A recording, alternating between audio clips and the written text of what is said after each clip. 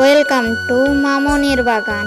আজকে আমি দেখাবো আপনাদের পিটুনিয়া গাছও যদি আমার মতো গামলা ভর্তি করতে হয় তাহলে আপনারা কিভাবে সার প্রয়োগ করবেন সেটি আমি আজকের এই ভিডিওতে দেখাবো, তাই পুরো ভিডিওটা না কেটে দেখবেন।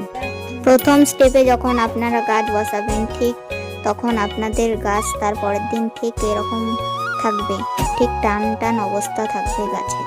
এরপর 5 দিন পচানো সর্ষের খোল 1 লিটার জলে গুলে প্রত্যেকটি গাছের পাতার বরাবর প্রয়োগ করব। তারপরে ঠিক গাছ আপনাদের এরকম থাকবে, অনেকগুলো নতুন পাতা ছাড়বে।